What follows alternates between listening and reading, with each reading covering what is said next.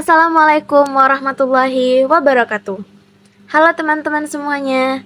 Semoga kita semua selalu dalam keadaan sehat dan semangat belajar.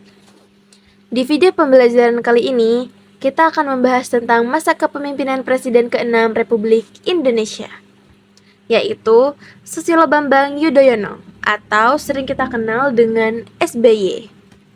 Dalam video ini, kita akan mempelajari latar belakang kepemimpinan SBY, program-program yang dijalankan, prestasi yang diraih, serta tantangan dan kritik yang dihadapi selama masa pemerintahannya.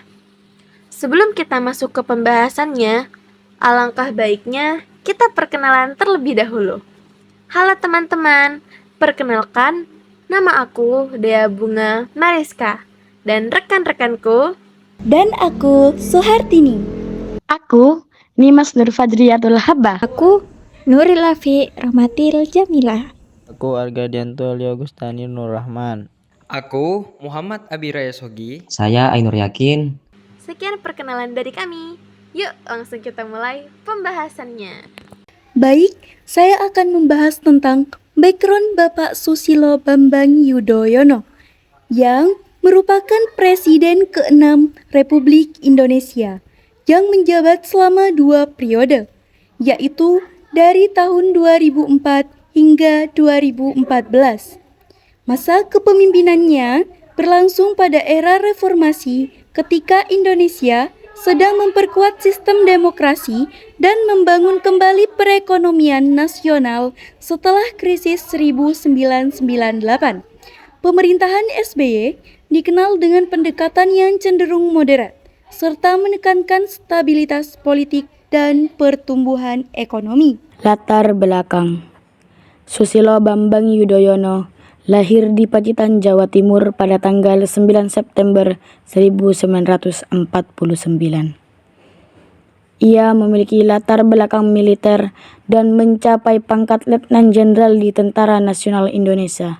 Sebelum menjadi presiden, ia pernah menjabat sebagai Menteri Pertahanan dan Menteri Koordinator Bidang Politik dan Keamanan. Pada tahun 2004, ia mencalonkan diri melalui Partai Demokrat dan berhasil memenangkan pemilihan presiden langsung pertama di Indonesia. Selanjutnya kita akan membahas tentang program-program di era SBY. Sosial dan kesejahteraan rakyat. Pemerintah SBY meluncurkan berbagai program sosial untuk membantu masyarakat kurang mampu. Program tersebut antara lain bantuan langsung tunai BLT, Program Nasional Pemberdayaan Masyarakat, PNPM, Mandiri Kredit Usaha Rakyat, KUR, serta program Keluarga Harapan, PKH. Program-program ini bersejahteraan masyarakat dan mendorong pertumbuhan usaha kecil serta menengah. Yang kedua, pendidikan dan demokrasi. Di bidang pendidikan, pemerintah mengalokasikan anggaran sebesar 20% dari anggaran pendapatan dan belanja negara sesuai amanat Undang-Undang Dasar. Program Bantuan Operasional Sekolah (BOS) dijalankan untuk meringankan biaya pendidikan. Dalam bidang politik, pemerintahan SBY mendorong penguatan demokrasi melalui pelaksanaan pemilu yang relatif aman dan damai serta mendukung peran Komisi Pemberantasan Korupsi dalam pemberantasan tindak pidana korupsi. Selanjutnya, kita akan membahas tentang prestasi selama masa kepemimpinan SBY.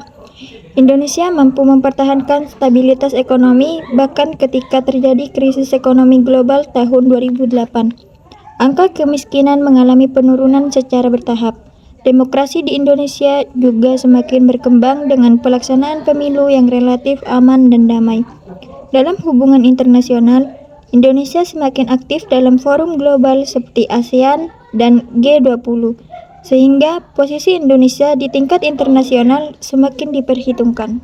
Selanjutnya kita akan bahas apa saja tantangan pada masa reformasi SBY.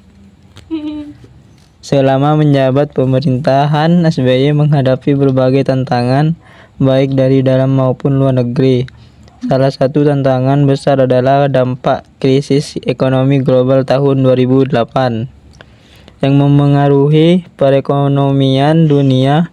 Selain itu, Indonesia juga menghadapi berbagai bencana alam seperti gempa bumi dan letusan gunung berapi yang membutuhkan penanganan serius dari pemerintah. Tantangan lainnya adalah upaya menjaga stabilitas politik di tengah dinamika partai politik serta menjaga pertumbuhan ekonomi agar tetap stabil di tengah tekanan global. Setelah kita membahas tantangan di era pemerintahan Bapak SBY, kita juga akan membahas kritik di era pemerintahan Bapak SBY. Di samping menghadapi berbagai tantangan, pemerintahan SBY juga menerima sejumlah kritik dari masyarakat dan pengamat politik. Beberapa kasus korupsi yang melibatkan pejabat pemerintahan dan kader partai politik menimbulkan sorotan publik.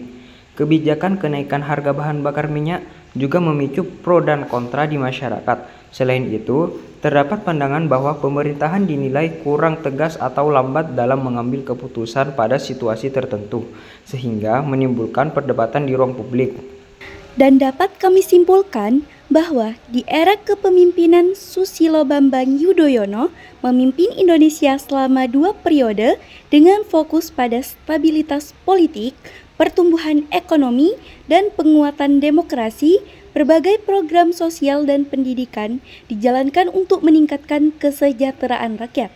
Meski menghadapi tantangan dan kritik, kepemimpinan berperan penting dalam menjaga stabilitas nasional serta meningkatkan posisi Indonesia di tingkat internasional.